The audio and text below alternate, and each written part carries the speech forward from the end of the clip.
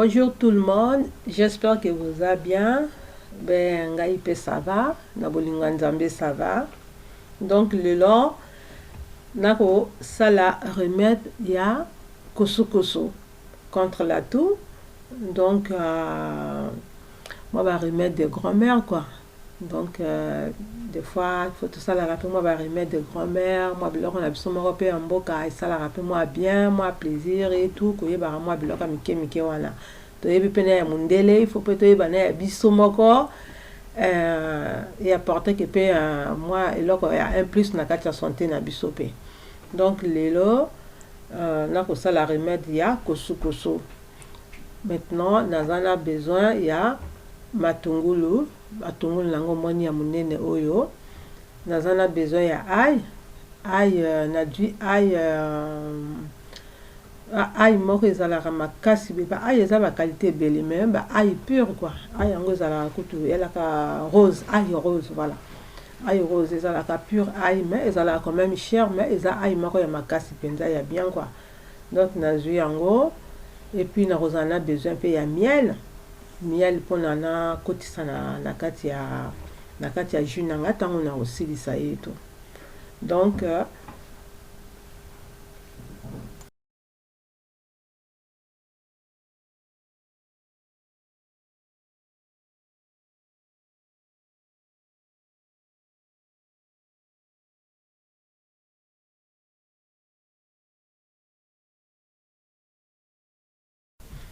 après avoir épluché tout, na longoli ba poso nyonso, na sokoli nani yango na mai, oignon, na ail et tout, na sokoli yango bien.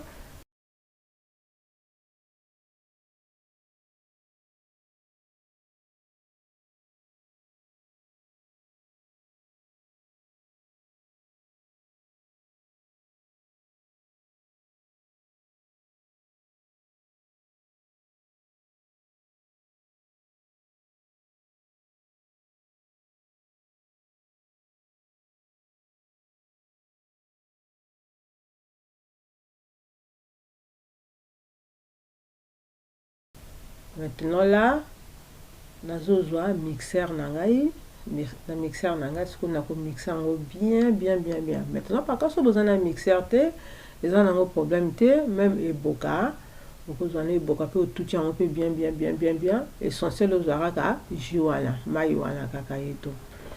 Mais okotia mai te, babakisaka mai te, eza pur penza eza makasi. Mais okobakisa mai te, okosalaka na mai wana. Eloko ekodili yango mwa moke nde ntango okotia miel sikoto ekochange siko mwa moke yeto. Après nasilisi ko mixer yango bien. Après nakoyaka kozwa passoire na ngai.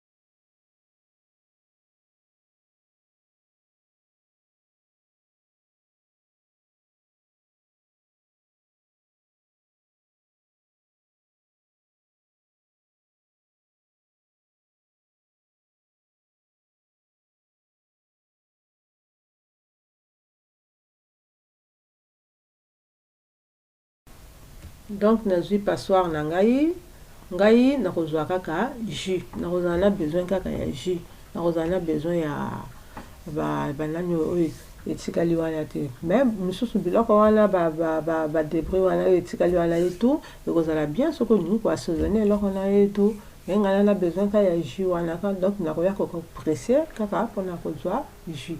Donc là je suis en train de faire une remède naturelle, comme on dit, remède de nos grands-mères. Donc j'aurai besoin des ingrédients que vous avez vus, de l'ail, de l'oignon et du miel.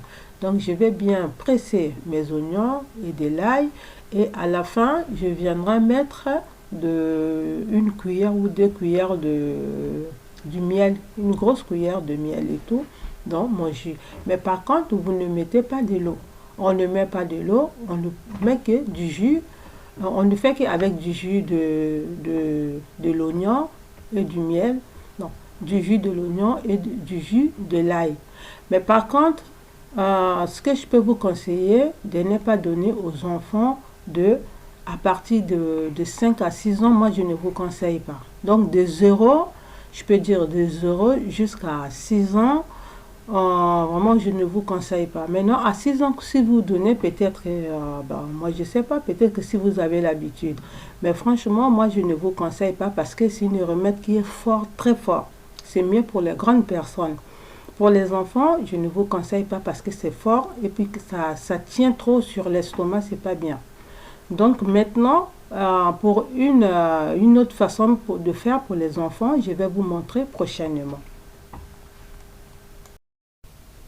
Donc, bomoni andeko nanga remède na biso euti kosila na ti soka nango lati miel na kati ya jus. Mais eloko moko na conseil bino bopesa na bana mikete parce que eza trop makasi.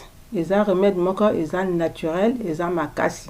Eza ya kolamba te tango balambaka na mai eza mwa bongo. Mais oyo bati mai te dosage nango eza makasi. Oyo ba remède naturel il faut bosalaka keba parce que eza biloko moko des fois dose nango penza eke na laboratoire pone koka vraiment bien te. Mais eza biloko oyo soki omesani kosala ngo soki omesani te ezalaka un peu compliqué. Pomoni.